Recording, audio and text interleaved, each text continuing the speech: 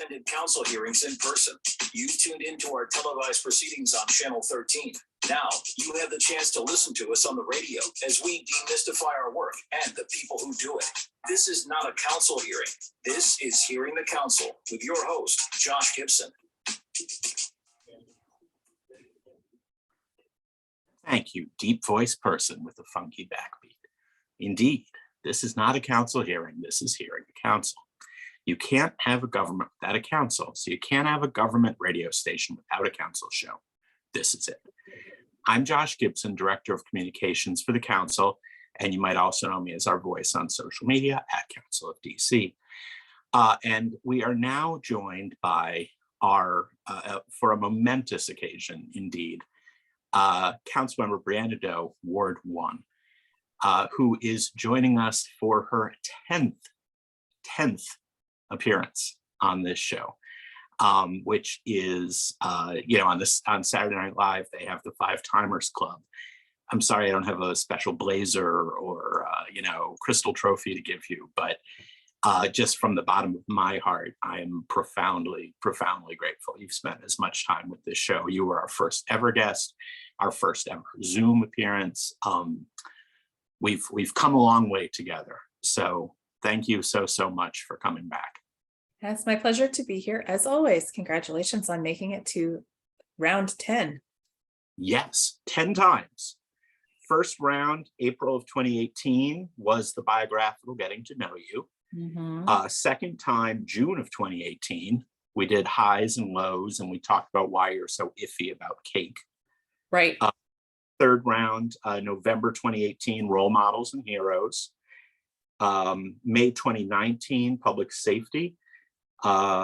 January 2020, the Comp Plan. April 2020, first COVID, post-COVID interview, and like I said, first Zoom interview, and we talked about baby Madeline. And then May of 2021, we talked about the passing of your grandfather, which was, before the interview, I was a little uncertain, but I'm really glad we did it. I think it was really powerful, and hopefully that gives you another little time capsule to remember him by. September 2021, we did COVID, schools, and council oversight. And September of 2022, we did migrants, abortion rights, and statehood.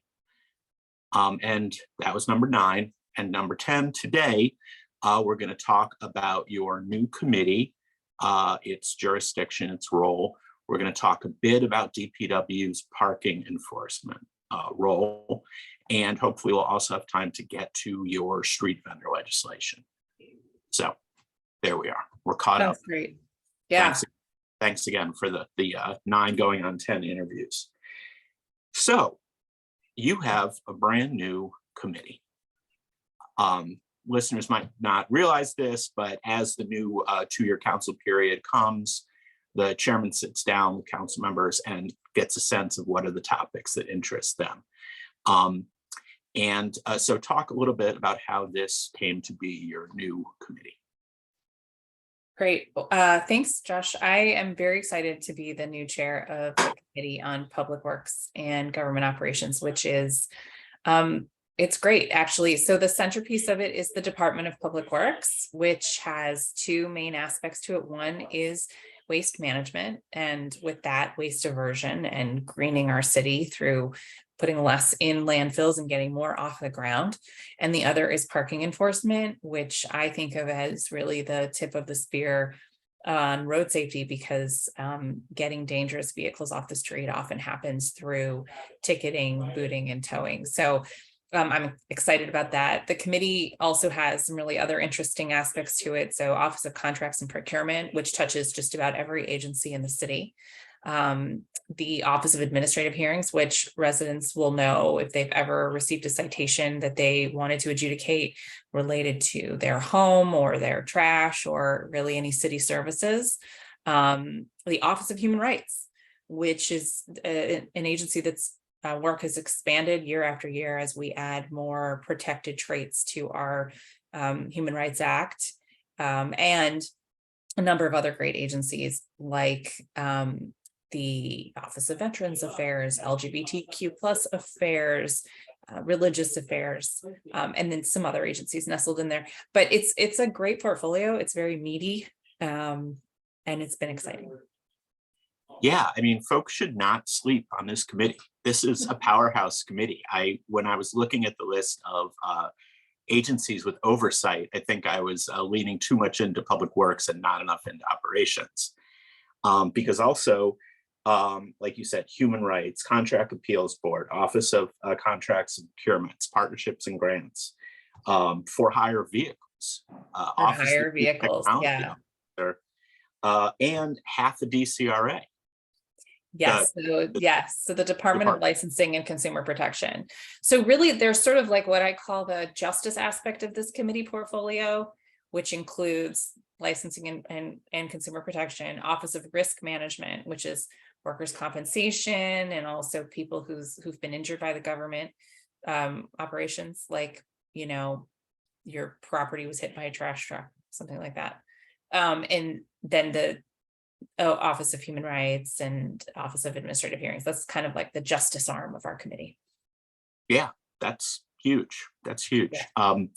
And of course, the public works part is like, is there anything more meat and potatoes about being an elected service than making sure the trash gets picked up well and on time? Yeah, and in Ward 1, which I always consider the epicenter of the city, I have seen and experienced through my constituents all of the many challenges that are facing DPW right now. And so I really do think if we take what we know in Ward 1 and extrapolate that across the city, I've got a lot of experience to apply here, and I look forward to working with the leaders in that agency to get this work done. And where do you, we're sort of between budget rounds at this point. We've finished performance oversight and haven't started it quite yet in budget oversight. What are some takeaways that have come from your first time doing performance oversight on your new committee? Can be on public work. Yeah, well, I'm learning a lot about every agency. I think performance oversight is a really good opportunity for anyone who wants to understand government better, even if you're just listening in and not contributing testimony. And so it really is the first sort of get to know you round in this job, in this role as chair. It's almost like legislative speed dating, right? Because you have to get all these hearings in this short window of time, get as much information as you can, and then turn around and think about what's the next thing I'm going to do here. So there isn't like an elimination round or anything, but I do think that I've got a few things now from each agency that we've heard from the public needs to be improved. We'll be looking to the mayor's budget getting dropped this week to see if she's making any enhancements that will help those issues. And then if not, thinking about where we can move money around to do that. Here's an example of something, you know, in my old committee, I had a lot of work on serving people with disabilities. And one of the big issues facing the Department for Hire Vehicles is wheelchair accessible vehicles being available on demand. Because what we heard in testimony was people who use wheelchairs can't necessarily get around the city reliably, and that means they choose not to go out. One of the women testifying talked about, you know, she'll never go to the Kennedy Center because she's not sure she can get a ride home after the show, which is really sad because we live in an incredible city with so many offerings and everyone should be able to access them. And I think most able-bodied people just assume, you know, that there's a way to get around through the various modes of transportation. One should assume that, but it's just not true with the supply and demand issues that we have. So that was really interesting. And by the way, in that hearing, we heard testimony from Judy Heumann, who recently died a couple weeks ago. She was the first director of the Department of Disability Services in the District of Columbia, and really the mother of the disabilities access movement in schools. And we have a resolution honoring her that is going to be introduced into the council, I believe in April. So there's a whole lot of good stuff going on. That was just one hearing. Yeah, exactly. And the woman you just spoken of was a national pioneer in disability rights as well, if what I read was true. So it was wonderful that she brought her gifts from a national stage to the local stage when she opened that office. Exactly. And I so that was cool. And then just the fact that she was at my hearing, right? This was perhaps her last public testimony ever. And I had known her a little bit from her work in DC, but not as I didn't know her in a way that so many other advocates did. And then, you know, we had some good conversations with ORM about our workers' comp program.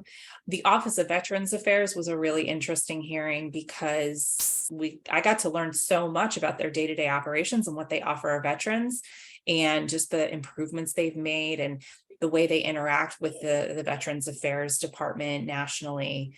And so that was really great. And I get to think about ways that I can support veterans in DC. My husband's a veteran, so that's one that's very close to my heart. The LGBTQ affairs office is knocking it out of the park, as they have for many years, but can always use more resources. So just hearing the things that we do from the public really gives you sort of an edge on what you need to be thinking about for budget season as a committee chair. Right. And I would think that by having new council members on agencies they didn't previously have oversight of, that's a kind of a good set of fresh eyes. You know, I think that not that you keep hammering the same thing if you keep the same agencies, but if you have a new agency, you have a whole different look at it. You can bring your past experience, see how it intersects with your current committee. And I would think that would kind of shake loose some new thinking. Yeah, I feel like I have that freshman energy again. You know, when you first come on the council and you're learning everything for the first time and floating around because you're not chairing a committee yet. So you're floating around to all the hearings and trying to learn everything you can. So it's been very exciting. And I don't know if anyone tracks this, but I would think that your piece of the pie, your committee's piece of the overall budget pie, probably has greatly gone up in the new committee role. Oh, you mean our budget? Yeah, the dollars and cents of agencies that you have oversight over.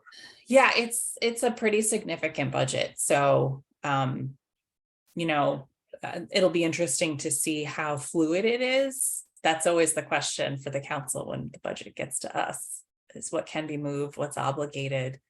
You know, I keep hearing it's going to be a year of austerity because of the revenue estimate being revised downward. And so it'll be interesting to see. I mean, typically when you are looking for funds, the first place you look is vacant positions, because you're not firing anybody. If you want to take that money, you're just preventing the agency from hiring more people. And hiring freezes are a very standard budget saving mechanism, right? So if the mayor is already doing that, then the question will be, how much does the council have to play with? Because oftentimes what we do is take away, you know, reallocate the vacancy funds that she has left behind. So we'll see what happens. Could be a tight year. We'll see. Yeah, it could. I mean, it could be a transition year, not tight, but not tightest. Right. This could be the first one where it's really some tough calls have to be made. Yep. Okay, so one of the responsibilities you talked about is parking oversight. And, you know, in the news has been a horrible crash on Rock Creek Parkway where 3 lives were lost, and the driver of the vehicle that caused the accident had a ton of moving violations, which are not under your committee's jurisdiction. But it's raised the question, if someone has a ton of parking violations and or a ton of moving violations, what is the procedure? And what, if anything, can be done to keep folks off the road if they are a potential hazard to fellow drivers? You know, this is a topic that's come up a lot over the past several years, in particular, as we've examined the impact of Vision Zero and really the lack of impact of Vision Zero existing on paper. And that Vision Zero, for those who don't know, is our plan to end pedestrian and road deaths. And we're not doing it right now. I mean, we're not very far along. The auditor just released her report on it, and we're losing too many people on the roads, period. So we've looked at one option would be assigning points to drivers on their license with the automated traffic enforcement, which we don't currently do. We'd have to adjust the way we do that because right now our cameras photograph the license plate. We don't capture the driver itself. So a driver could make the argument that they weren't the one driving the vehicle. You know, there's legal issues there. But that would be one thing. I mean, the way I think about DPW's role here is, how do we get dangerous vehicles off the street while they're parked, right? Because these are parking enforcement officers. This is the booting team. This is the towing team. And it's a challenge because you have to find the car, right? It's not as though every scofflaw vehicle, that's what they call them, those are ones with unpaid fines, it sits in the same place all day. Now, if it's a DC resident, they have a DC address, okay, maybe your work is a little bit easier, but a lot of times it's out-of-state vehicles that pass through. And so it's really, it takes some effort and even some detective work, for lack of a better word, to figure out where's this vehicle going to be so I can get it off the street. I'll tell you about a case in Adams Morgan that we had last year, or maybe the year before, where one of these scofflaw vehicles was driving recklessly in the neighborhood, struck a pedestrian, and he was okay in the end. But then he started seeing the vehicle more in the neighborhood, which of course re-traumatized him. And he got in touch with me and said, this vehicle is always here. Why can't we get it off the street? I've pulled up its tags. I see how many tickets it has. Then I worked together with DPW on this and with this constituent, and we were kind of like real time doing updates, like, today the car is here, today the car is there, today the car is around the corner. And finally they got this car and they impounded it, got it off the street. But it's not always as easy as it seems. And so I think I'll be looking at what are ways we can make it easier, what are things we can do to get these cars off the street, who are the other partners who can cooperate with us, what are other cities doing? Because, you know, as we've seen, I say social media probably has exposed this the most, is oftentimes you see a reckless driver out there and they do have a load of fines that are towable or bootable offenses, and people get outraged. Why is this vehicle still on the street? So that's my question too. And so I'll be working that through with DPW, making sure they have enough resources. This week, I'm actually going to the morning shift of the parking enforcement team to see them off before they leave for their 6 a.m. routes. A lot of that team does the rush hour lanes, so they'll go and ticket and tow vehicles that are blocking the bus lanes. And I think, you know, I've heard from workers as well that they have concerns about safety, and just when they're out on their routes and trying to ticket a vehicle, you know, being approached by the owner and having to de-escalate those situations. It's a really interesting situation we're in right now with people's stress levels and tension levels. And so making sure that everybody who's out doing parking enforcement also has those skills and those de-escalation techniques is really important for their safety and for community safety. And I thought, and this goes back years and years, I thought a lot of the parking enforcement was being done, was automated, that basically the cars were driving down the street. They had some kind of cameras on them that could scan the tags.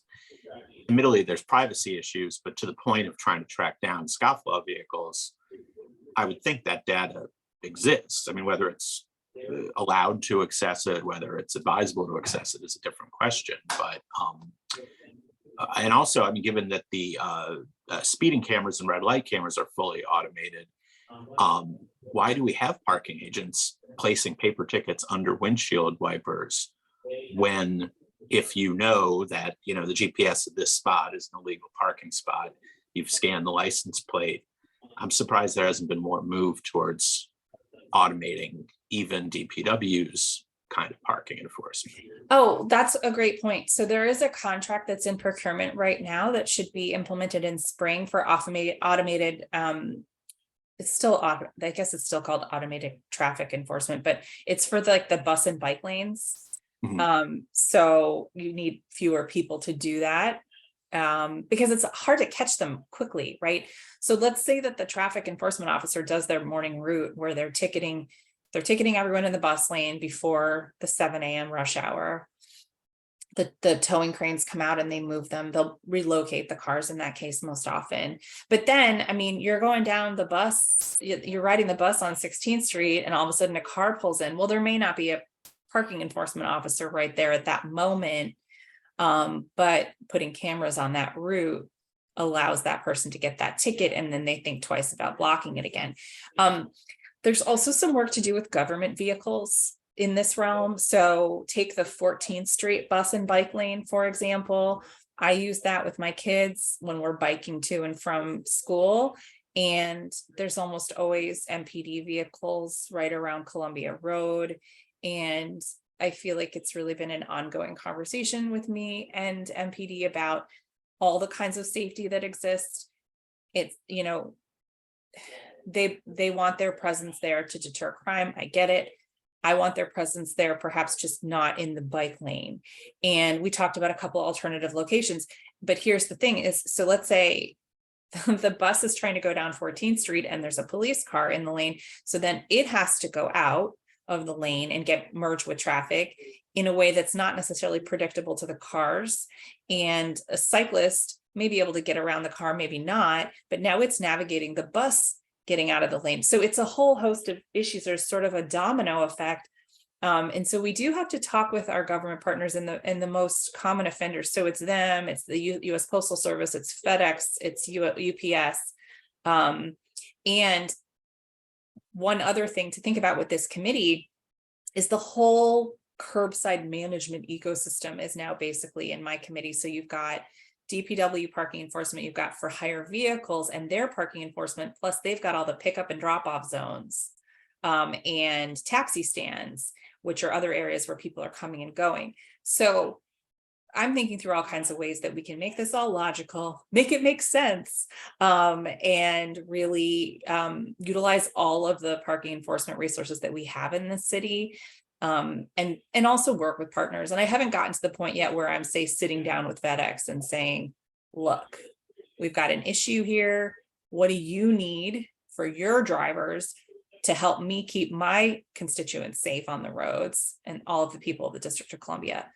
I do think that there will be a time in the future where delivery trucks are smaller by necessity. We use more cargo bikes, for example, for these types of deliveries. And then the larger trucks are limited to things that only fit in large trucks, like say furniture. Yeah. I mean, a big challenge, you're a parent, I'm a parent, is consequences. And a lot of the questions that we've talked about are people don't see or feel the consequences. If you can have 1 million moving and parking violations and continue to drive and you don't feel consequences, that's a challenge. If you're a cop car or a FedEx truck and you can park 1 million times and maybe you get tickets, if you're a FedEx truck, maybe you don't, but you're certainly not paying them.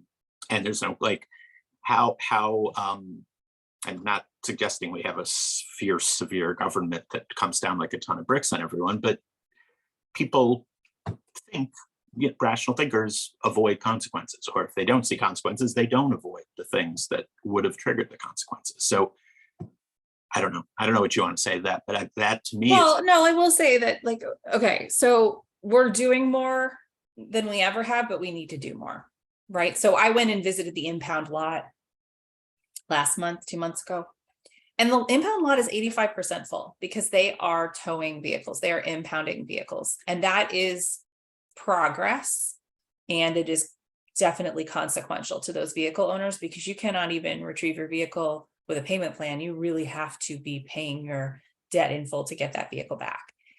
So, you know, word gets out about that, that helps. In fact, they're looking at figuring out their plans for another lot because they understand at DPW that the public is demanding more of them. I think it was 50 some towing cranes that we have in the fleet. And a lot of that work is rush hour. and street sweeping, because we move vehicles for those two purposes on a routine basis. But they're doing more overnight as well. Now with the nightlife task forces across the city, DPW's role has been incredibly critical, because what they do is they'll go into a nightlife area, say U Street, H Street, and they'll start looking for vehicles that are scofflaws, and they will boot and tow them out of there. And that's actually had an impact on public safety, because, we do see people drive down to these nightlife areas, and then, they get into trouble and they've got their vehicle right there, and it's an easier way to get out of town. So getting those vehicles off the street actually helps a lot for a couple kinds of public safety too. So I'll say, I do think DPW has been stepping it up. But I definitely have notes and more ideas for them. And the council funded a bump in the number of boot crews too, if memory serves. Yeah, and that's been really interesting. And they're also going to, they're either looking into or about to launch the there's a word for this, but it's like a self-unlocking boot. Basically, you pay online and then the boot comes off and you put it away. So you don't have to wait for someone to come take it off your car. Gotcha. I want to transition to another topic that we were going to talk about, and it deserves its own show. So feel free to come back and we can spend a whole half hour on it. But the street vending legislation, which has been a personal journey for you, a quest. You've worked incredibly hard on it, and it's almost there. Fingers crossed. So why don't you give me just kind of a quick status update in terms of where we are and what are the kind of speed bumps that might remain, despite having first vote.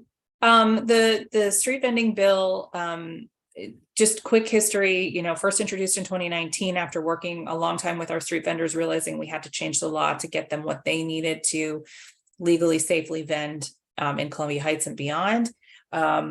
And was two bills, and now it's one combined bill co-introduced with Chairman Mendelson, which was a huge victory. He held a hearing in November, was very moved by the public testimony, and said, okay, I want to help make this happen. And to his credit, he really listened and understands the problem and wants to make it possible for our small vendors to make a living in the District of Columbia, as they have for a very long time. One piece of it is decriminalization. Well, I was just going to say that we already passed that in the criminal code reform, but I guess we didn't. So it's good that we're moving it as a standalone. And then the other piece is setting up vending zones across the city, with Columbia Heights as the pilot. A vending zone will have a vending zone manager, much like a farmer's market manager, where they are familiar with, monitor, and support all of the vendors in a particular area. For the Columbia Heights vending zone, there is actually a map being transmitted with the legislation that shows every area where a vendor is allowed to stand, and the entire zone. And, we will take a situation that, to be honest, is a little chaotic right now, and make it organized and fruitful for those who are participating. Our street vendors contribute so much to our community through their culture, through their food, and deserve to be able to make a living just like any bricks and mortar store. So the licensing process will be simpler. There'll be more support. We'll be providing amnesty for those who have unpaid citations that have actually prevented them from getting their licenses in the first place. And I really look forward to implementing it. And the Department of Licensing and Consumer Protection will be the implementing agency, and they are in my new committee. So we'll be able to work together on that. So what comes next? We've had a first vote. I know there were some commitments to iron out a couple issues council members had raised, but are we, is success on the horizon? Yeah, we're scheduled for our second vote, should be the first week of April. And we're working with the Department of Health on a late breaking concern they raised about changes to the cottage food industry. One thing I can say is that these licenses require heavy oversight from the Department of Health. And so that is not something that I'm particularly concerned about. The Department of Health approves their menu. before they get their license, all of the things that have to happen. They have to have food handling licenses, all kinds of things. So I am looking forward to ironing out the last little kink and getting it passed in April. And did I hear there's maybe concern that Congress might try to once again stick its nose in, or is that less of a concern?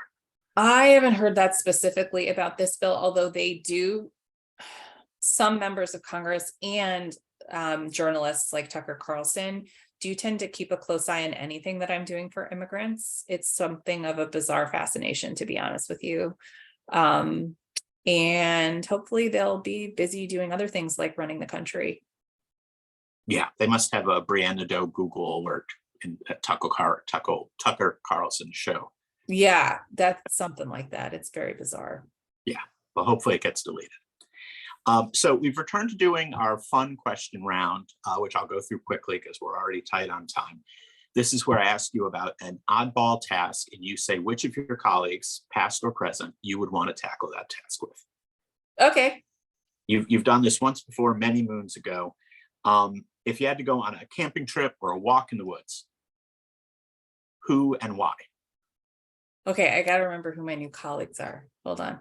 A camping trip or a walk in the woods. Well, Charles Allen was a Boy Scout, so Eagles. I think, yeah, he was an Eagle Scout, and I have the Gold Award from Girl Scouts. So I think the two of us would be Oh my God. matched. That's like a dream team. Yeah, and also like, we will both have a lot of opinions on how to do things, but I think, the same skill level. So, less exasperation. Yes. And as I often say in response to this round, I would watch that reality show. You and Charles go camping. I would watch that. I mean, I think he's taken the troop camping, and I've got my Girl Scout troop for Zoe that I'm doing camping in May. So, you could kind of watch the reality show. Gotcha. Next question. If you're on a 1-800 customer service call and they're giving you a real hard time and you need someone to break down the resistance and get you what you need, who would you have, past or present colleague? Who would you put on the phone? Christina. And why? Christina will let them know how and why they're wrong, but also in a way that gets things done. Gotcha. Whose Rolodex would you want to borrow or steal? Interesting. I think Janice, because she's had such an interesting career trajectory. So I think I'd meet a lot of interesting people. Gotcha. How about mediating a dispute? Let's see, mediating a dispute. Robert, I think Robert's got that calm, cool energy that can help with that.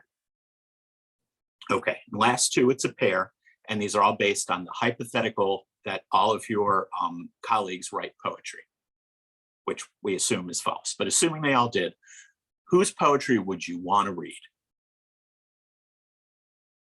Trayon's. And why? Because he's very real and he does not hold back. Gotcha. And whose poetry would you avoid like the devil? Scares you. That's not very nice. I will avoid Phil's because it will be too punny, like too many dad jokes in it. Yeah, he is the universal winner of poetry to avoid so far in the 3 times we've done this. And I'll point out, you were the winner of whose poetry would you seek out from Robert White. Oh. He thought that it would be, before you say, he thought it would be full of bad words, and it would be awesome in that sense. That's true. I do drop a lot of expletives. I actually used to write poetry. Okay. I was not riddled with expletives back then. I was younger, more idealistic. It was mostly just angsty. Okay. Well, we'll save that for show number 11. Well, once again, thank you so much for taking the time for playing through the silly round. Listeners, just a reminder, subscribe to our podcast on SoundCloud, wherever you get your podcasts, search under Hearing the Council. Thanks again for joining us. Tune in next time. We're on DC Radio 96.3 on your FM HD4 dial or dcradio.gov. I'm Josh Gibson. This is not a council hearing. This is Hearing the Council. Thank you, council member. Appreciate your time. Have a good day.